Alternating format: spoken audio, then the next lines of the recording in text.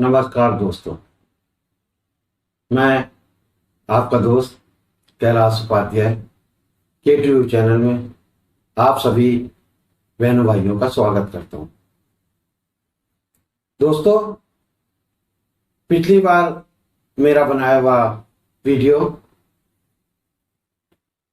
दान सिंह मालदार की कहानी को लोगों ने काफी पसंद किया।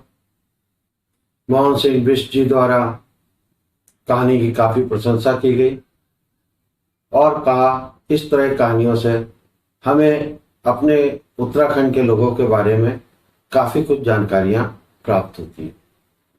इसी कड़ी में पिथौरागढ़ के नरेंद्र सिंह मेहरा जी ने बताया कि वो दान सिंह बिष्ट के रिश्तेदार हैं और जो कहानी आपने प्रस्तुत करी उससे हमें जिन जानकारियों को हमें पता नहीं था वो भी पता लगा। इसके अलावा लखनऊ से retired DSP VK Joshi ji ने भी बताया कि मेरी पत्नी ने आपका वीडियो देखा, मेरे ससुर दान सिंह बिष्ट के साथ रह चुके थे, काफी अच्छा लगा उनके बारे में देखकर सुनकर। तो दोस्तों, आपका उत्साह बढ़ाने वाला जो मैसेज हम लोग को मिलता है वो हम लोग को और अच्छा कार्य करने की प्रेरणा देता है। हमारा उद्देश्य भी यही है कि उत्तराखंड के छुए अनछुए पहलुओं को आपके सामने प्रस्तुत करें। आज इसी कड़ी में लेके आया हूं मैं उत्तराखंड के एक ऐसे शहर की कहानी जो लोगों के देखते ही देखते पानी में समा गया। जी हाँ, टेरी गढ़वाल के टेरी शहर की कहानी। कोई शहर जिसमें आप रहते हो या कुछ पल आपने वहां पर बिताया हो, जो आपकी स्मृति में काफी बस गया हो और उस शहर के बारे में पता लगे कि यह शहर डूब गया है, तो आपके मन मस्तिष्क पे बड़ा आघात लगे। ऐसा ही मुझे भी लगा जब टेरी शहर डूबा था। मेरा सौभाग्य था कि अपने ऑफिस के कार्य से मुझे टेरी जाने का अवसर प्राप्त हुआ। काफी सुंदर प्राकृतिक सौंदर्य से भरपूर टेरी शहर था। उसको देखकर एक अद्भुत सा उल्लास मेरे मन में जागा था। वहां मैं घूमा कार्यालय के कार्य के बाद। फिर मुझे पता लगा कि इतना सुंदर शहर कुछ ही दिनों में डूब जाएगा पानी में। तो बड़ा दुख हुआ। मैंने सोचा एक दो दिन और रुककर इस शहर के आनंद ले सकूं। मैं वहां 2 दिन और रुका। मैंने वहां के पुरानी इमारतें, वहां के बाजार जो बिल्कुल याद दिलाते थे कि हरिद्वार के बाजार में आ गए, वहां के मोहल्ले, वहां के आसपास की नदियां और वो प्रसिद्ध घंटाघर जो शहर के बीचों बीच था, उसको भी देखने का मुझे सौभाग्य मिला। उसी समय मैं होटल में ठहरा हुआ था, तो सुबह के टाइम पे दरवाजे पे किसी ने नॉक किया। तो मैंने दरवाजा खोल के देखा 5-6 बच्चियां खड़ी हुई हैं, हाथ में फूल लिए, और उन्होंने मुझे फूल दिया और फूल दही मांगे। तब तक मुझे फूल दही त्योहार के बारे में मालूम भी नहीं था, लेकिन टेरी पहुंचकर मुझे उस त्योहार के बारे में मालूम पड़ा। मुझे वहां की लोगों के प्रेम से त्योहार मनाने के बारे में पता लगा। तो बड़ा अच्छा अनुभव और स्मृति मेरे मन में टेरी की बस गई थी। तो आज टेरी के बारे में आपको बताने का मौका मिला है। टेरी गढ़वाल का नाम त्रिहरि नाम से पड़ा।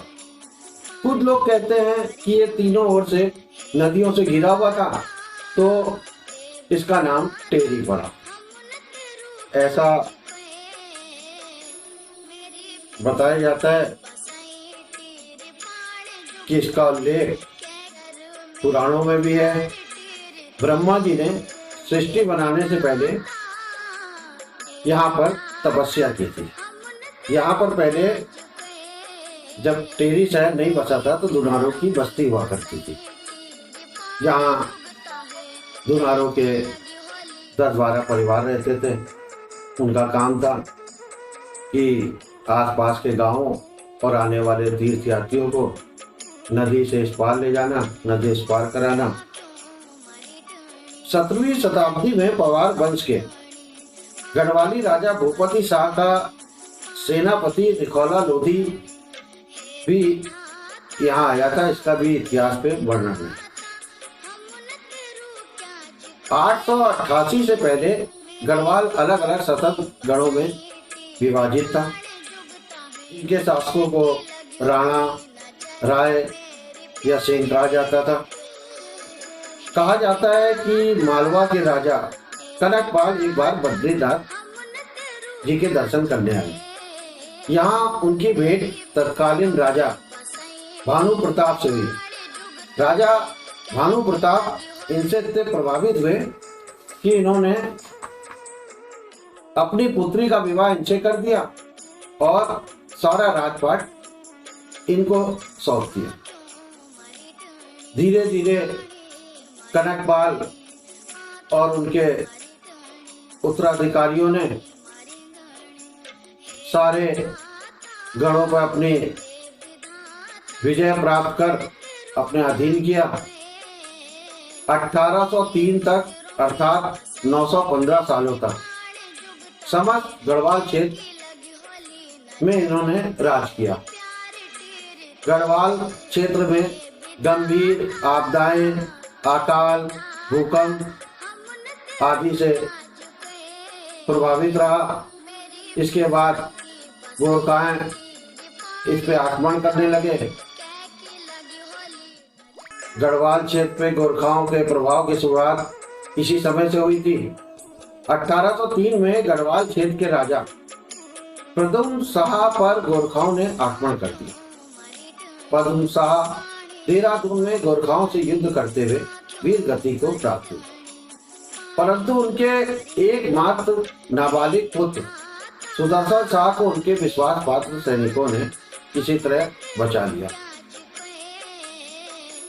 इस लड़ाई के बाद गोरखाओं की विजय हुई और उनका अधिपत्य सारे गढ़वाल क्षेत्र में स्थापित हुआ। इसके बाद उनका राज कांगड़ा तक फैल गया और उन्होंने यहाँ 12 वर्ष तक राज किया। फिर उन्हें महाराजा रणजीत सिंह ने कांगड़ा से बाहर निकाला।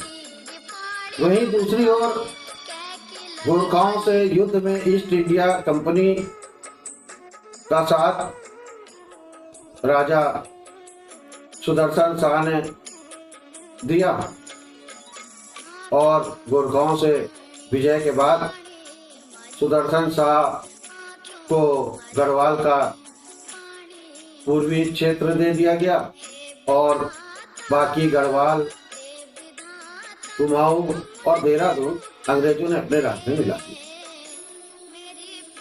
सुदर्शन शाह ने कहा अंग्रेजों से कि हमें अपनी राजधानी बनाने के लिए श्रीनगर दे दिया गया। तो उन्होंने कहा कि इस युद्ध में हमारा काफी धन व्यय हुआ है, लगभग 6 लाख रुपए, वो आप दे नहीं पाएंगे तो ये क्षेत्र हमारा कब्जा रहेगा और पूर्वी गढ़वाल का क्षेत्र आपको दे दिया गया। अब राजा सुदर्शन शाह ने राजधानी बनाने के लिए आसपास की जगहों को देखा पूर्वी गढ़वाल में इसी दौरान वो टेहरी पहुंचे। वहां के भैरव ने इनका रास्ता रोक लिया और कहा कि आप अपनी राजधानी यहीं पर बनाएं। तो राजा सुदर्शन शाह ने राजधानी का निर्माण वहीं पे शुरू किया। ज्यादा उनके पास पैसे थे नहीं, तो धीरे धीरे 700 रुपये में इन्होंने शहर का निर्माण शुरू किया। कुछ मकान बनाए। उस समय जो लोग काम करने टेहरी में आते थे उनको टेंट में ठहराया जाता था। फिर राजा ने जंगलों का ठेका अंग्रेजों को दिया। इससे इनको काफी आय हुई और उन्होंने राज्य का पूरा निर्माण किया। कई महीने लगे, कई दिन लगे इसके राज्य को निर्माण करते और राजधानी टेहरी बनी। फिर आजादी के बाद लोगों का मोह राजाओं से भंग होने लगा। टेहरी में काफी क्रांति हुई और राजा ने उस क्षेत्र को हिंदुस्तान में विलय कर दिया। हिंदुस्तान में विलय होने के बाद इसे उत्तर प्रदेश के एक जिले के रूप में स्थापित किया गया। तो टेहरी बांध बनने की बात हुई तो ये हुआ कि ये शहर टेहरी बांध बनेगा तो पानी में डूब जाएगा। तो उस समय लोगों ने काफी इसके लिए लड़ाई भी लड़ी। सुंदरलाल बहुगुणा जी ने टेहरी डैम के लिए काफी धरने दिए, काफी लड़ाई लड़ी। यहाँ के लोगों ने कानूनी लड़ाई भी लड़ी, लेकिन ये लोग सफल नहीं हो पाए और वो दिन भी आ गया जब टेहरी शहर डूबने लगा। जब टेहरी शहर बना था तो कुछ विद्वानों और ज्योतिषियों ने कहा था इस शहर की उम्र ज्यादा नहीं है, और वही हुआ। शहर डूब रहा था। लोग ऊपर के क्षेत्रों से सैकड़ों की तादाद में खड़े होकर अपने शहर को डूबते देखते थे और रोते थे। कई महीने लगे शहर को डूबने पे। सबसे बाद में टेहरी में घंटा घर की इमारत डूबी। वो इमारत जो लोगों को टाइम बताती थी और अंत में डूब के उसने लोगों को बता दिया कि अब इस शहर का टाइम खत्म हो चुका है। और लोगों के देखते देखते 31 जुलाई 2004 को टेहरी शहर पूरा पानी में समा गया। बड़ी मार्मिक कहानी है टेहरी शहर की। तो इस तरह एक सुंदर शहर, पौराणिक शहर लोगों के देखते देखते जल में समा गया। तो दोस्तों, आज की कहानी मेरी टेहरी पे थी। कैसी लगी आपको ये कहानी हमें जरूर बताइएगा। मेरे वीडियो देखने के लिए मेरे चैनल को आप लाइक और सब्सक्राइब भी जरूर करें ताकि आपको मेरे नए वीडियो मिलते रहे। अगली कड़ी में एक नई कहानी के साथ फिर आपके समक्ष उपस्थित होऊंगा। तब तक के लिए अपने दोस्त, अपने भाई कैलाश उपाध्याय को आज्ञा दीजिए। नमस्कार। जय हिंद, जय भारत, जय उत्तराखंड।